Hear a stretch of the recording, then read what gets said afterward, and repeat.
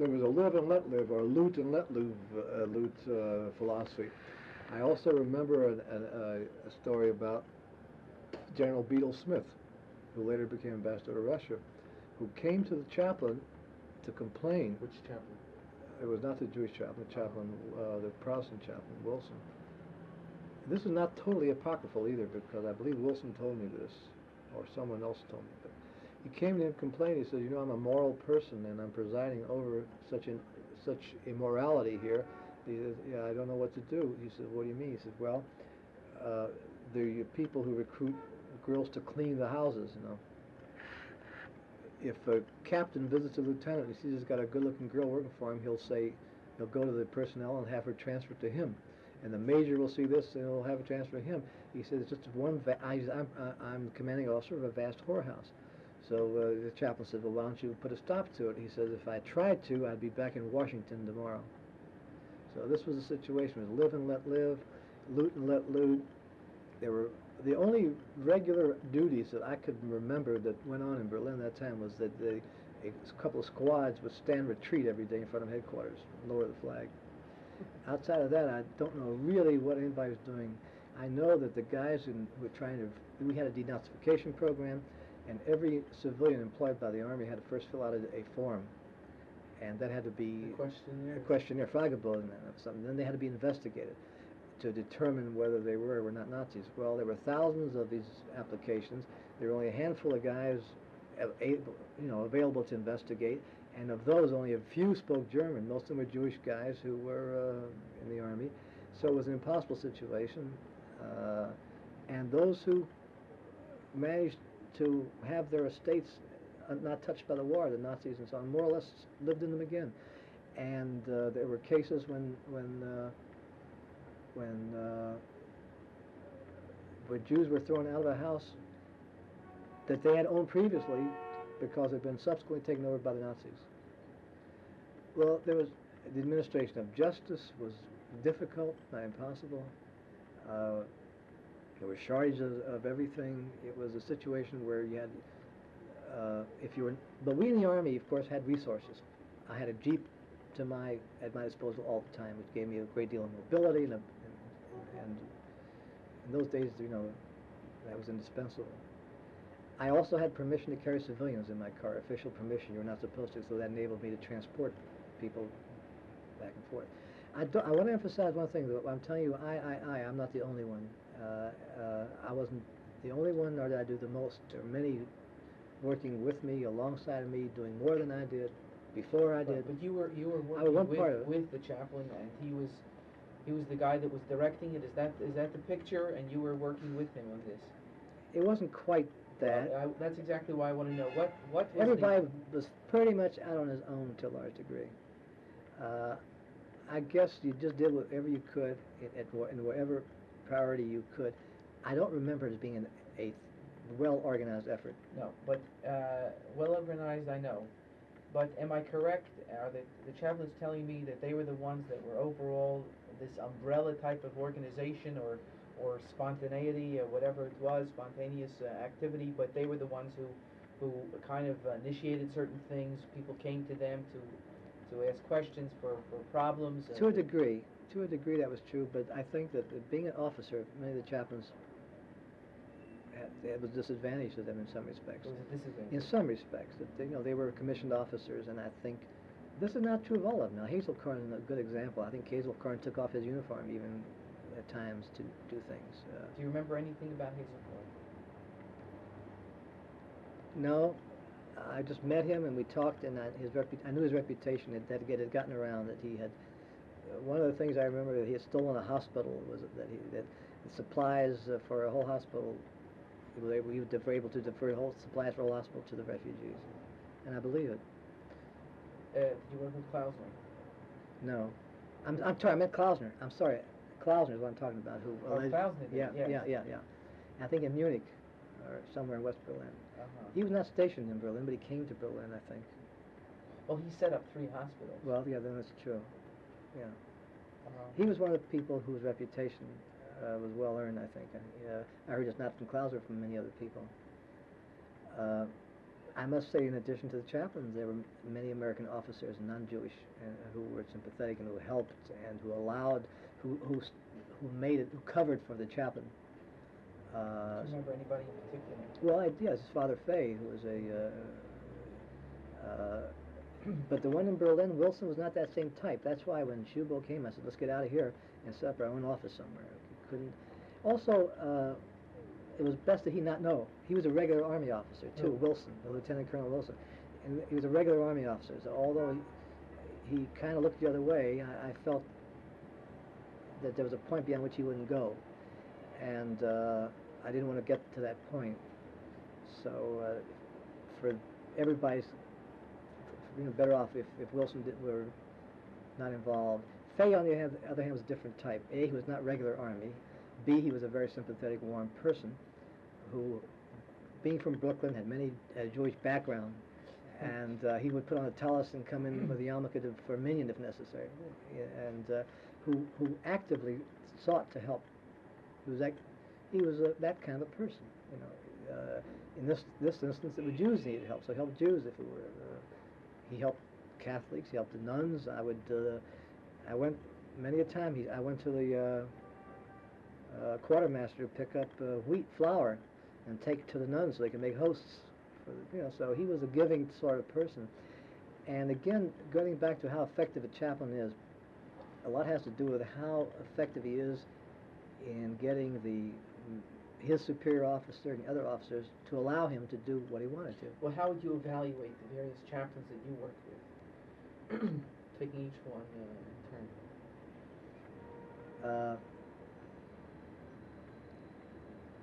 Breslau was extremely well-meaning. I think Breslau was really devoted to this, unquestionably. He was a very likable person. I think as a chaplain to soldiers, Breslau was probably the best of the Jewish chaplains that I met. I have to go back to Kurtzer first. Kurtzer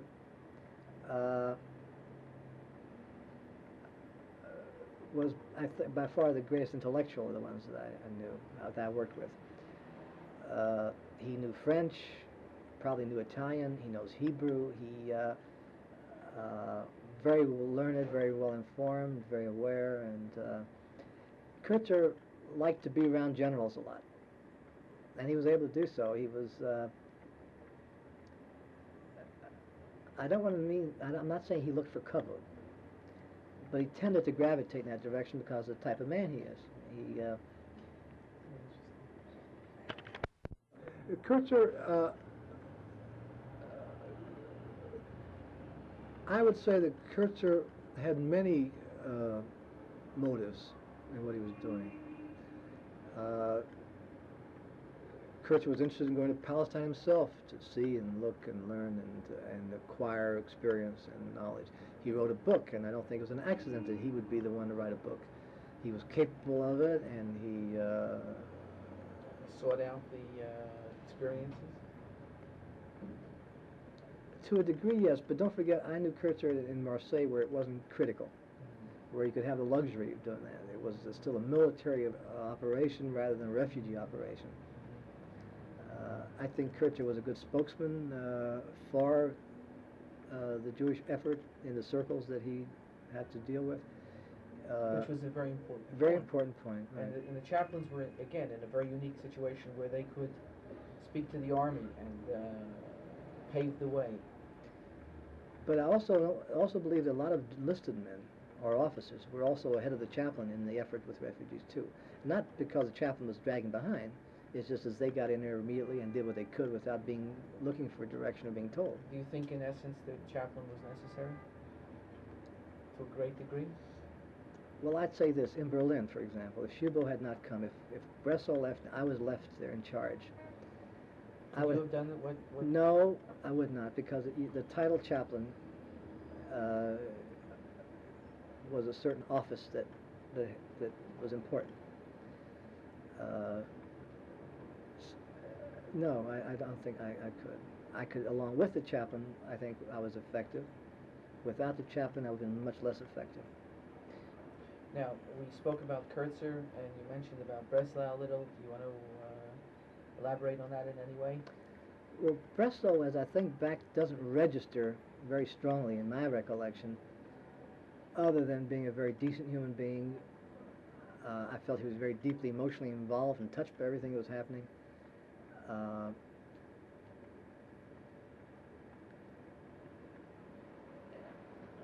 I don't know how to characterize it anymore. I think he did everything. I think that he did the best he could. No question about it. There were things he might have been able to do that he didn't do? No, I never say that. No. Okay. He did all he could. No question about it. Everybody, by the way, everybody that I know, starting with Kurtzer and Breslau and Schubel, I think did everything they could.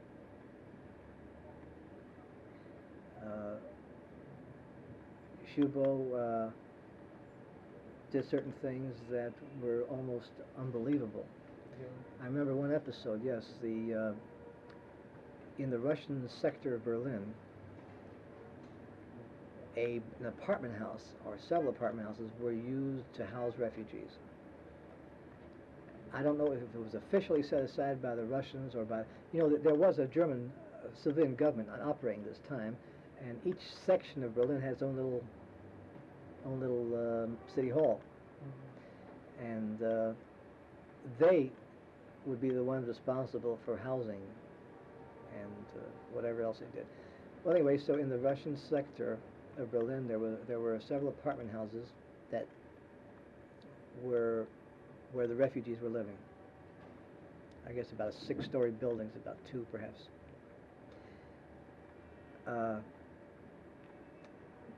They were overcrowded. Living conditions were abominable. The toilets weren't working anymore. There was a danger of disease breaking out.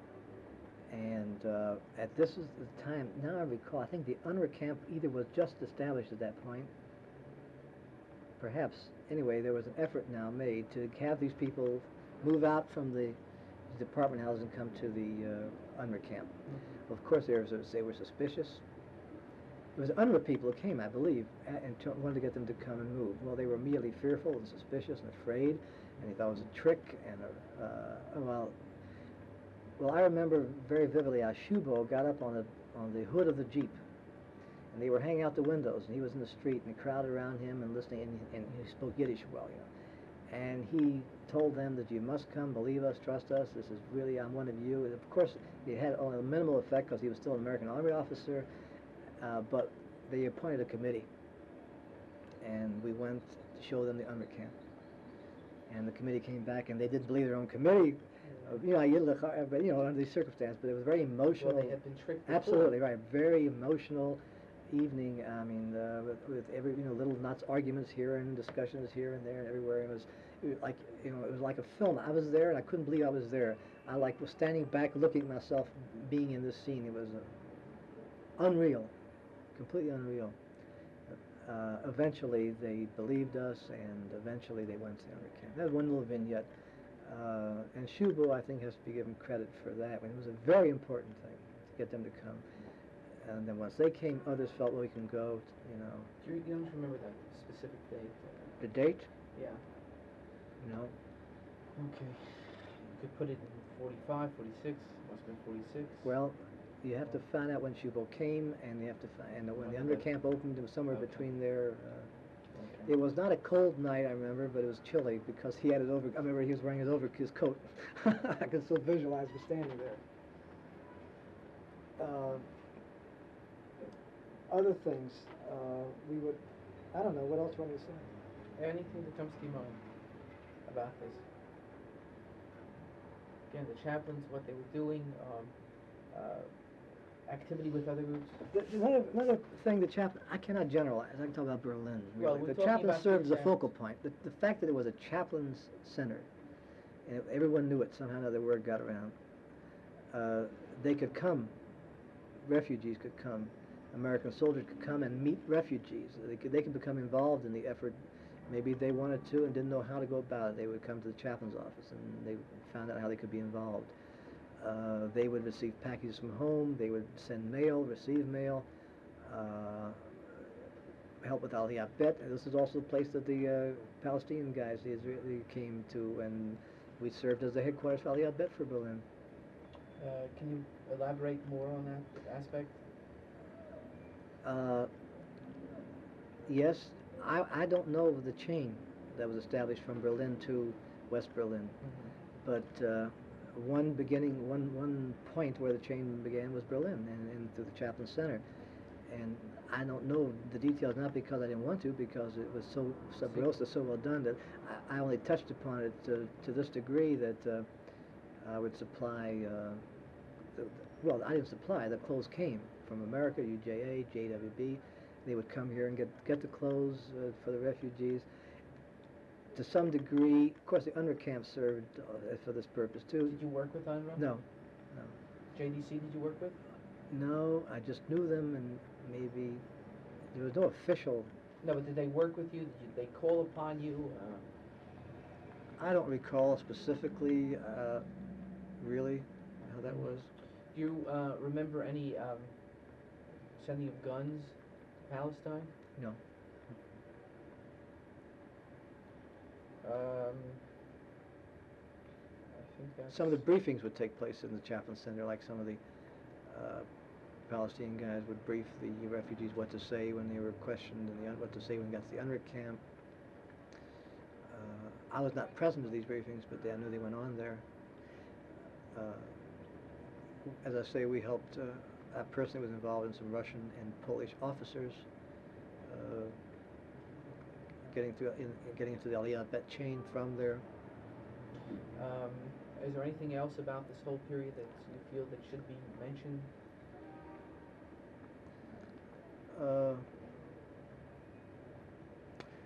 I think once you experienced it, like I did, or many of the others, you become sensitized to the problem. I cannot imagine anybody going through that experience, sleeping well every night, knowing what's going on in Palestine.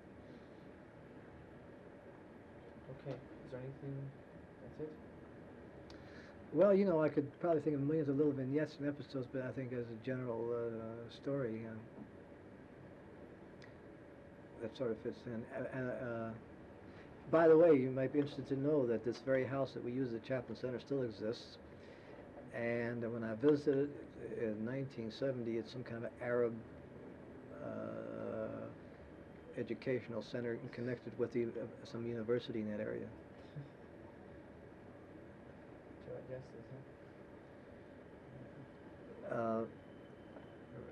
Other things I'm trying to think of. What else?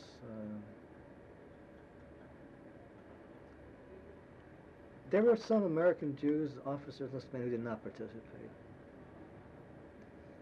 Of course, I wouldn't know much about them because all the people I knew were participating. Yeah. Did you know of any other chaplains who did not participate? No. Did you know of any other assistants of chaplains? I have to assume that they were all involved to the hilt. Mm-hmm. Because don't forget, in those days, not to be involved would be a lot more difficult than to be involved. There were chaplains, at least one I know of that wasn't. One or two of them. Well, I can't imagine Berlin. Mm-hmm. I don't know, but for one not to be involved would take, I don't know what it would take to not be involved, but believing that you were sent by the American Army, and that was your responsibility to... Well, I've heard that said by some people, not Jews, but only mentioned I heard it very infrequently. We had no time for... I must say that while I painted a picture of total dedication, that was not the case. There were times when we also ran around with broads, and there were times when we took off and had a good time, and a lot of us used the freedom and opportunities that we had for our own pleasure.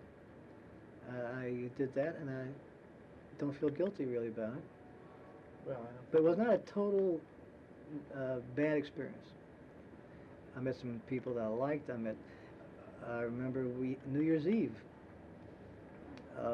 we had a party in that house, and there were a few musicians from Poland who said they wanted to play. They were professional musicians, had been musicians before, and I felt bad. I said, "Gee, you're here. You know, we don't want you to work. We're here to have fun." No, that was their pleasure. They said they wanted to do something for us. So the party was not just an army party. You know, I forgot who else attended, and one was a violinist, and he and a few others played, dance music that night in the chat. It wasn't all sad. There were a lot of little happy moments, reunions. I also remember another vignette now. It was Czar from Yeshiva University. Shmuel Czar came there. Almost forgot him. He was a dean, I think, of the yeshiva at that time. Well, I like to put him in the record. Yeah. He came on one of these missions, as many of them did, and I or others took him around, and I had a friend who was in the American Army named Harold Kempner. I'd like to find him one day. Harold Kempner was in New York, very Jewish. Harold was a wild man. He had crazy ideas. He was inventing a system which he called Yiddish in a hurry. He had a system worked out to teach Yiddish in a hurry, I remember. He was working on the paper. We had a newspaper in headquarters. And the staff was made up of people who subsequently became very well known in journalism. Some of the top photographers, Life magazine photographers, journalists, prominent. I think James Wexler of the Post was on that staff, and people like that. Well, Harold was on the staff, and Harold, of course, worked with the FAR refugees day and night. He met a girl, a blonde girl, a Polish refugee, very attractive. I introduced him to her, and they started going around together, and they were living together. And Czar, we were at a Shalishudis one time, and Czar said, Harold, he said, Harold, was tust to meet you. Not that he had to speak, he talked Yiddish, but his English was excellent too. Harold was tust to meet you. And Harold suddenly became shy a little bit. He said, what do you want from me? He says, passt nicht, it's passt nicht. He said, well, we're going to get married. So Czar said, when get the when the chasna sein? He said, well, look, he said, I'm a rabbi, as long as I'm here. He said, why don't you take action now? Harold said, what's the hurry?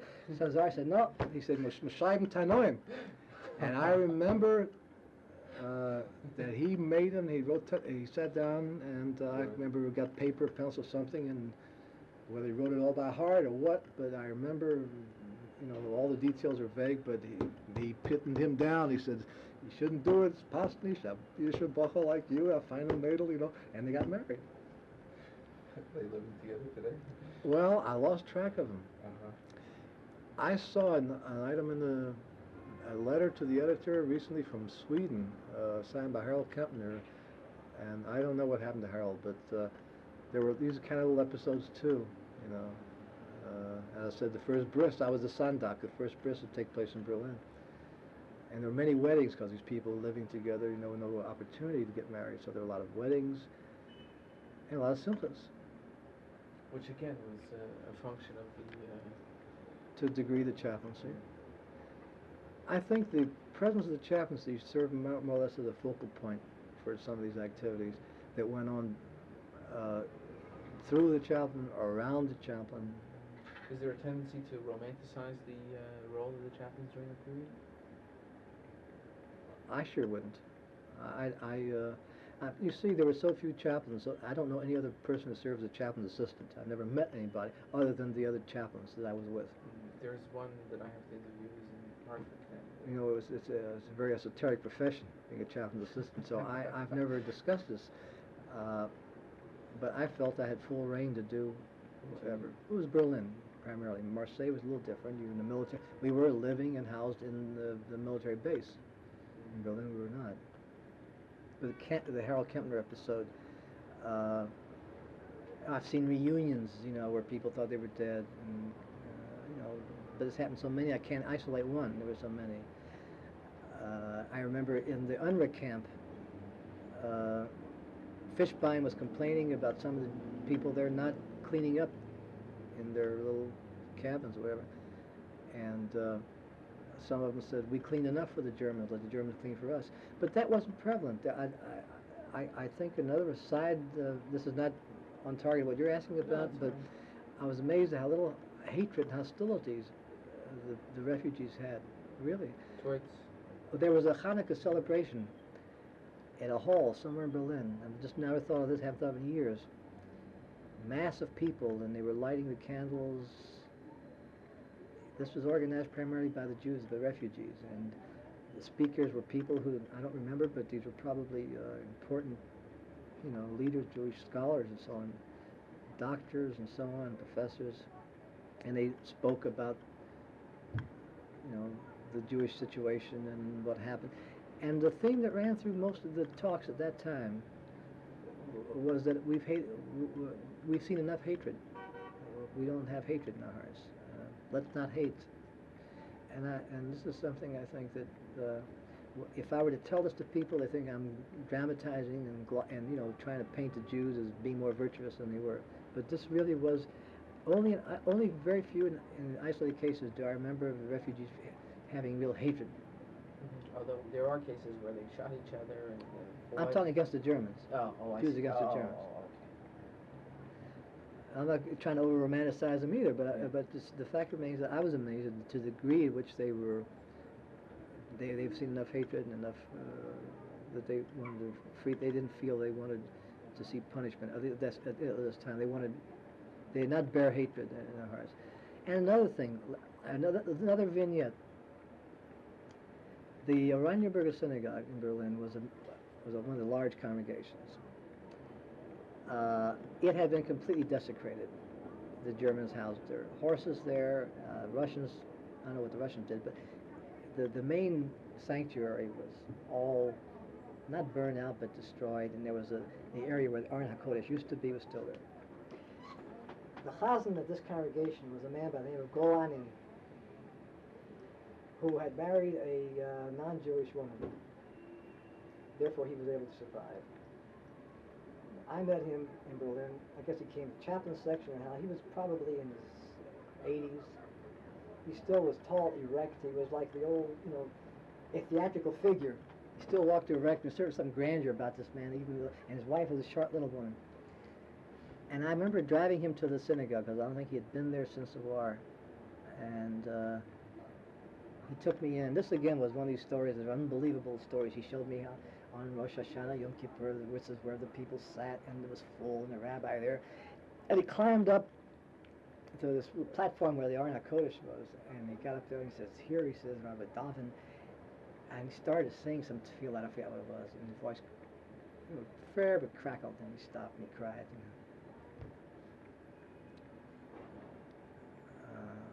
I remember seeing another synagogue. I think Leo Beck was the rabbi there, that had been used for housing these big rolls of newspaper print as a warehouse. It's either where Leo Beck was a rabbi or the one who's in New Jersey, Prince. Either Prince or Beck was the rabbi of the congregation. And remember, Ulstein was a Jewish printing house, and they'd taken that over, and all the stuff, Ulstein, the irony of it, that these huge rolls of paper that had belonged to Ulstein at the time is now stored in the synagogue. There was also an old people's home somewhere in Berlin, and I visited that, and there were a few frightened old people still there. There was another synagogue they began to rehabilitate, and when I was in Berlin in 1970, I arrived on a Friday. Have you ever been to Berlin? No. I arrived on a Friday at the Hilton Hotel, and I discovered there were two synagogues in Berlin at that time. There's a Jewish center. I can't think of the name of it now, although I can't think of the name of it. So I discovered that there were two synagogues in Berlin and a Jewish center. One synagogue is in a new building, I think. The other one was this one, I recognized the name. I went there Friday night. It was an eerie feeling. First of all, the moment I got to Berlin, I was uncomfortable.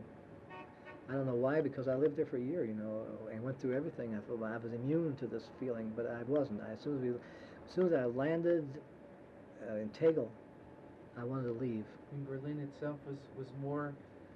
Berlin itself was distasteful to me more now than ever before. Then. Then I lived there day to day. I never felt distasteful. I would come back and say, well, how can you hate all the Germans? You know, all the Germans are Nazis and so on. And I meant it. And intellectually, I felt this way all along, and I still feel that way. But when I got to Berlin, it was a touchdown in Tegel, I felt very eerie. Although there's nothing to remind me of the past there, I think I got to the Hilton Hotel in the room and looked at the remains of the church there, the Gedichteskirche, which was then also, you know, become out of a shrine. And I felt uncomfortable, but I decided I would go to shul. My mother had recently died. It happened like 2 weeks after she died. I wanted to go say Kaddish. So I went to the synagogue, and they were having young people service. There were a lot of young boys and girls there. And I sat down, looked around the congregation. You know, I couldn't believe, you know, that this was happening. It all seemed so perfectly normal and everything. And I couldn't just sit there. I had to. So after the service, I went to the rabbi, and he spoke English. I introduced myself. And as I was talking to the rabbi, a man walked up and touched me on the shoulder, and he said, "You look familiar." I said, I recognized him immediately. He was a man I knew, a refugee. You know, he was a dentist. And I recalled his name as we were talking, you know. But we had nothing to talk about, you know. He looked at me, I looked at him, and, you know, I had a strange feeling, and how are you? And he's an old man, and but I recognized him, he recognized me. And I walked out, that was it, you know, and I saw them walking home from shul, you know, people talking, and I just couldn't be a part, I mean, I just couldn't be a part of that. I realize now that, just, you know, the big gulf between me today and Berlin today. I was puzzled by my reactions. I don't quite analyze it. Saturday, I got out of there, went to as fast the first airplane I could get off. Oh, I took, first of all, in the morning, I hired a cab, and I directed him to all the spots. I visited the old Chaplain Center building and where I lived. At one point, first I had a house, and Did he ask you why? who? The Reverend? Oh, I think I probably couldn't contain myself. I told him I used to be a soldier or something. I don't know. But I was alone. I know I couldn't share this with anybody. I got out of the cab and I walked around behind, and I saw a little notice. It's an Arab, some kind of Arab institute. The house being here.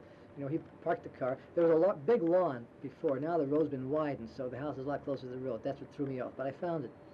And I got out, I walked around, and I didn't even try to go in. I don't know if I wanted to. I looked, you know. And I didn't stand there like in a movie and everything goes down in your mind. It wasn't that at all. I just looked at the place and walked out. And I got out of Berlin. The first available flight, I left. The only place I really wanted to see, and that was the Oranienburg Synagogue. I could have gone, but I did not want to go because I felt in one chance in a million that it could be a flat tire, a car accident, or anything. I didn't want to get in the Russian zone. You know, what I was doing there in those days, I had some run-ins with the Russians, you know. But anyway, I didn't go. That's the only place in Berlin that I feel like I saw it all. I'm satisfied, but that one thing still festers a little bit, that I would like to see the Oranienburg Synagogue again. I don't know if it's still standing. The Reichskanzlei, there's, you know, nothing there. You know, another episode.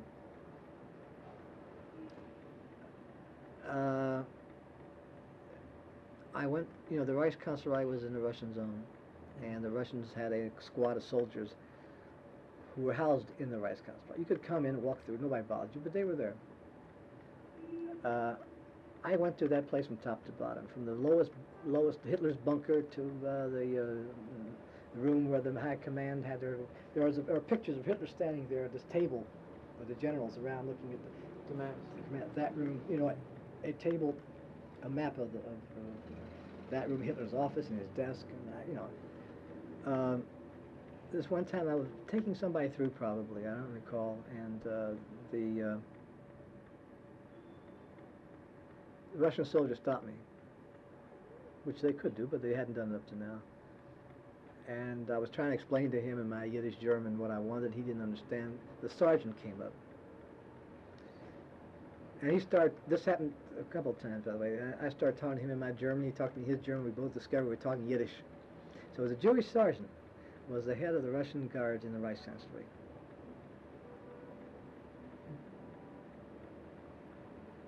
A number of people have told me that they've been in situations they were talking to Russians and it worked out. A lot of doctors do it. But here in the Reichskanzlei, and I once tried to trace this thing out. He mentioned he had relatives in Brooklyn.